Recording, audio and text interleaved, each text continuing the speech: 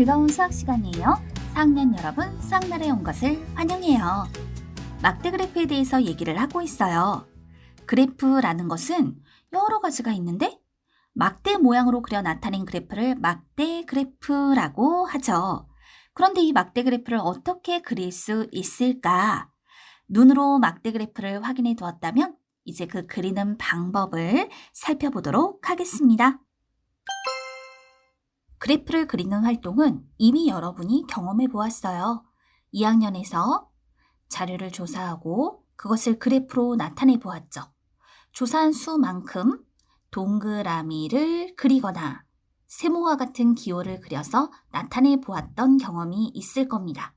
그때 동그라미나 세모, 자, 우리 동그라미로 그려서 나타낸다. 아래에서부터 빈 곳 없이 동그라미를 그려서 그 동그라미가 가장 높게 그려지면 그 항목의 수가 많다라고 얘기를 하였죠. 이런 그래프를 그리는 활동을 해본 적이 있는 친구들은 막대 그래프로 그려서 나타내는 방법도 잘 이해할 수 있을 거예요. 예를 들어보도록 할게요. 우리 반 친구들이 태어난 계절별 학생 수를 조사했어요. 봄 10명, 여름 6명, 가을 9명, 겨울 5명, 합계 30명.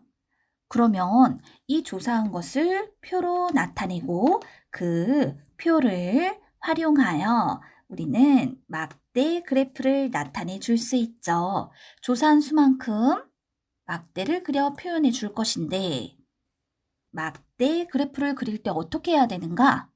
제일 먼저 가로와 세로 중 어느 쪽에 조사한 수를 표현할 것인지를 정해주는 거예요. 가로에다가 계절을, 세로에다가 학생 수를 표현하겠다. 그러면 조사한 수는 세로에 나타내겠네요. 조사한 수를 세로에 표현했을 때 막대는요, 세로로 세워진 형태로 그려지게 됩니다. 자, 그럼 그 다음 세로 눈금 한 칸의 크기를 정해줄 건데요. 조사한 수를 보니까 10명, 6명, 9명, 5명. 이럴 때에는 세로 눈금 한 칸의 크기를 한 명으로 하는 것이 좋겠죠. 조사한 수가 한 자릿수, 두 자릿수이더라도 10가지 표시가 되어져 있으니까요. 그렇다면 세로 눈금 한 칸을 한 명으로 하겠다. 세로 눈금 칸 수는 몇 칸이 필요할까요? 10칸? 그렇죠. 왜? 조사한 수가 10이 제일 크니까요. 그런데 딱 10칸만 준비하느냐? 보통 우리가 그래프를 그릴 때에는 한 칸 또는 두 칸 정도 여유를 가지고 그리게 된답니다. 중요한 건 세로 눈금 한 칸의 크기를 정하고 조사한 수 중 가장 큰 수까지는 표현할 수 있도록 세로 눈금 칸수를 정해줘야 한다는 거죠. 그 다음에 뭘 해야 될까요? 조사한 수에 맞춰서 막대를 그려주는 거예요. 그러면 봄이 10명이니까 세로 눈금 10칸만큼으로 막대를 그리고 그런데 이때 중요한 건요. 그 전체를 채우면 안 돼요. 칸 안에 막대 모양으로 세워서 그려줘야지 그 칸 전체를 채워서 직사각형 형태로 꽉 차게 그려서는 안 됩니다. 한 칸에, 즉 봄을 나타내는 그 칸에서 왼쪽, 오른쪽 일정한 폭을 비워두고 가운데 막대 모양을 그려서 나타내 주어야 하는 거예요. 여름은 6명이니까 세로 눈금 6칸으로 그려주고 가을은 세로 눈금 9칸으로 그리고 겨울은 세로 눈금 5칸만큼으로 막대를 그려서 나타내 주죠. 그 다음에 알맞은 제목을 쓰세요. 태어난 계절별 학생 수라고요. 근데 우리 친구들이 항상 물어보는 질문이 있어요. 꼭 이 순서에 맞춰서 그려야 하나요? 그건 아니에요. 제목을 먼저 쓸 수도 있어요. 그런데 우리는 누구나 쉽게 막대 그래프를 그리기 위해서 그 순서를 조금 약속을 했습니다. 가로와 세로 중 조사한 수를 어느 쪽에 나타내 줄 것인지 정하자. 세로 눈금 한 칸의 크기와 세로 눈금 칸수를 정하자. 조사한 수에 맞춰 막대를 그리고 알맞은 제목을 쓰자. 약속했으니까 이 약속대로만 기억하면 누구나 막대 그래프를 쉽게 그려낼 수 있겠죠. 그런데 반대로 이 첫 번째 단계에서 조사한 수를 가로에다가 나타내 줄 수도 있어요. 그러면 이때 세로에다가 계절을, 가로에다가는 학생 수를 표현하게 되죠.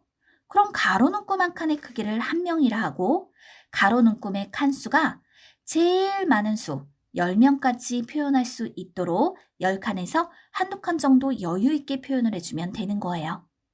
중요한 건 10명까지는 반드시 나타낼 수 있도록 가로 눈금 칸수를 정해야 한다는 거죠. 그 다음 조사한수에 맞춰서 막대를 그려주는데 이런 경우 가로의 학생 수를 표현했기 때문에 막대가 가로로 뉘어져 그려지게 된다는 겁니다. 아까는 세로의 학생 수를 표현했기 때문에 막대가 세로로 세워진 형태였죠? 근데 이번에는 학생 수를 가로에 표현했기 때문에 막대가 가로로 누워있는 형태로 그려지게 되는 거예요. 그리고 알맞은 제목을 쓰면 되는데요. 이렇게 그려놓고 나서 보니까 같은 자료를 막대 모양으로 그려 나타내더라도 조사한 수를 가로에 나타냈는지 세로에 나타냈는지에 따라서 다르게 표현이 될 수 있구나 라는 거 알 수 있겠죠. 이번에는 또 다른 표를 하나 줘볼게요. 좋아하는 경기 종목별 학생 수를 조사하여 나타낸 표예요.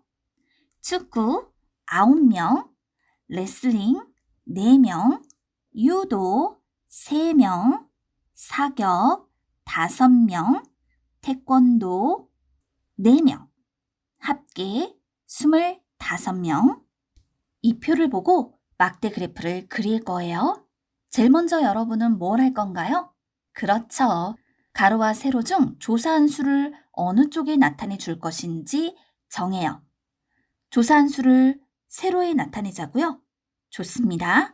그러면 가로에다가는 종목을 써줘야겠네요. 그리고 세로에다가 학생 수를 표현할 건데 조사한 수 중에 가장 큰 수가 9죠. 수들이 모두 한 자릿수죠? 이럴 때에는 세로 눈금 한 칸의 크기를 보통 한 명으로 표현합니다. 가장 큰 수가 9이니까 9까지 표현할 수 있도록 세로 눈금 칸수를 정해주는 거예요. 그리고 난 다음 조사한 수에 맞춰서 막대를 그려요. 축구 세로 눈금 9칸, 레슬링 세로 눈금 4칸, 유도 세로 눈금 3칸, 사격 세로 눈금 5칸, 태권도 세로 눈금 4칸만큼으로 막대를 그려 표현하죠. 제목은 좋아하는 경기 종목별 학생 수라고 표현하면 되겠어요. 자, 이게 지금 막대 그래프를 그리는 순서에 따라서 표현을 해준 거예요. 그리는 방법 익혀둘 수 있죠. 선생님, 세로 눈금 한 칸의 크기를 꼭 한 명으로 해야 하나요? 그건 아니에요.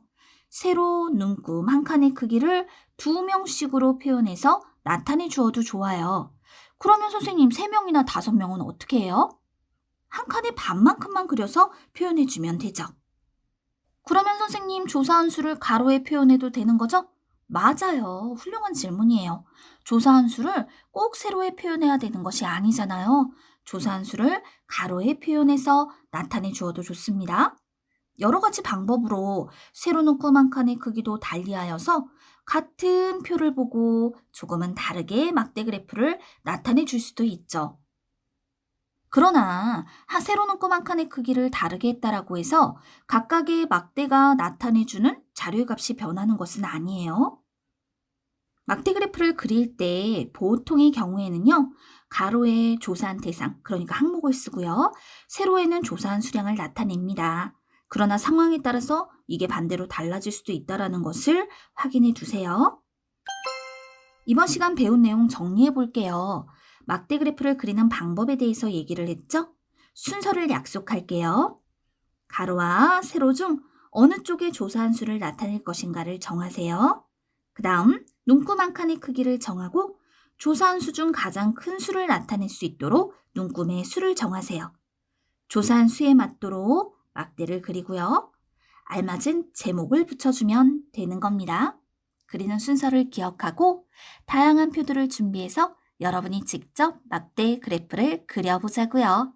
이번 시간 수고 많았어요. 다음 시간 함께해요. 모두 안녕.